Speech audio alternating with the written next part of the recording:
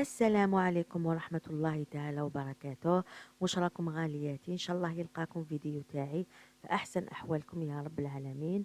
نبقاو مع سلسلة العيد. اليوم نقترح عليكم هاد النوعين بعجينة واحدة، نتمنى انهم يعجبوكم. اللي زاروا قناتي لأول مرة نتمنى انهم يفعلوا الجرس باش يلحقهم اي جديد. واول ما نستهل به كالعادة هو الصلاة والسلام على اشرف خلق الله وعليه افضل الصلاة والسلام. ونمر مباشرة إلى طريقة التحضير. راح نبداو مع هذا النوع الأول بالشوكولا. راح نديروا العجينة مع بعض. إذا هنا استعملت 250 غرام زبدة طرية درجة حرارة المطبخ، حبة بيض كاملة، زوج مغارف تاع الزيت. هنا حطينا مغرف تاع المايزينا، نزيدو زوج مغارف تاع السكر كلاص، ونزيدو شوية تاع لافاني، ونخلط كل شيء مع بعض كيما راكم تشوفوا. هنا نضيفو مغرف تاع كاوكاو، راح يعطيك ذوق رائع في هاد الحلوى. ومن بعد نبداو نضيفو الفرينة تدريجيا كيما لاحظتوا. ما درتش كامل خميرة الحلويات. اذا نبدا نزيد تدريجيا الفرينة تاعنا حتى نتحصل على عجينة تكون طرية هكذا. وهاي العجينة تاعي اللي تحصلت عليها بهذا القوام. دوك هنا راح نقسمها على زوج. نوع راح ندير به تاع الشوكولا اللي شتوه، والنوع نخليه الفيديو القادم بإذن الله نشرحه لكم لأنه طويل شوية. إذا نبداو بالنوع الأولاني. إذا هنا نبدأ نشكل في هاد القوالب اللي راكم تشوفوا فيها، يعني ندير طبقة ماشي خشينة بزاف وماشي رقيقة هكذا. نروح نحضروا الحشو مع بعض. هنا درنا شوية تاع كاوكاو وزدنا لهم شوية تاع طوفيا كراميل.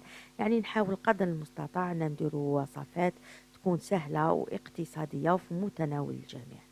هكذا نبدأ نعمر في القوالب تاعي كيما راكم تشوفوا هكذا. ومن بعد في الأخير نبدأ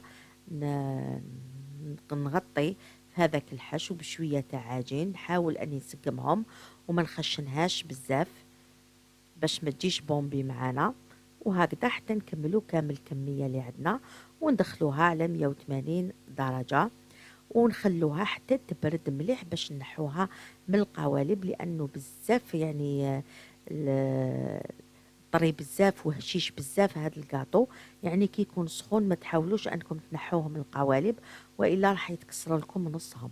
اذا هنايا حضرنا شويه تاع الشوكولا، يعني ذوبناها في حمام مائي، زدنا لها زوج مغارف تاع الزيت باش تولي تبري معانا. ونبدا نطليو في الحلوه تاعنا. نروحوا نوجدوا دوكا الشوكولا اللي حنستعملها في التزيين، عجينة الشوكولا.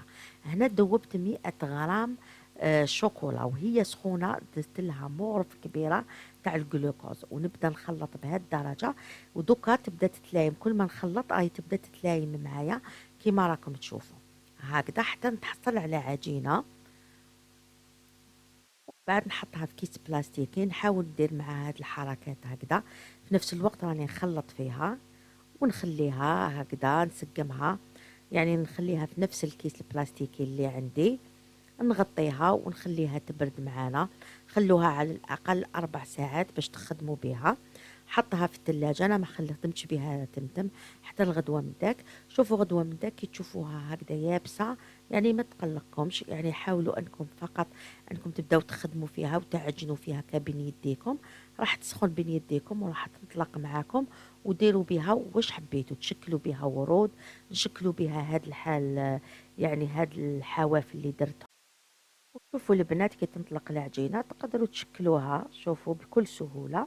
إذا هنا خيرت أنا هذا الطابع، هذا المول هذا. شوفوا تحصلنا يعني على حواف رائعة.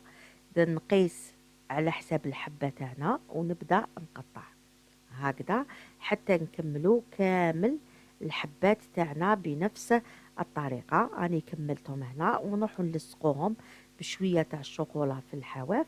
واستعملت ايضا هاد لي موتيف اللي راكم تشوفوا فيهم اللي راهم طوندونس تاني هاد العام. اذا هنا هاد لي موتيف فيهم نيلون هكذا من الفوق تنحيوه، والكارت هذاك التحتاني تاني تنحيه وتلصقوه مباشرة على الحبة. وهاي النتيجة يعني أروع ما يكون. نتمنى أنه الوصفة تاع اليوم تكون عجبتكم، وإن شاء الله راح نديروا الوصفة الثانية في الفيديو الماجي، لأنه يجيكم الفيديو بزاف طويل، على هذا قسمته على زوج. نتمنى ان وصفات اليوم تكون عجبتكم. اذا عجبتكم ما تنسونيش باللايك، وان شاء الله نتلاقاو في اقرب فرصة مع وصفات اخرى في مملكة الطبخ والتدابير. انتظروني. سلام.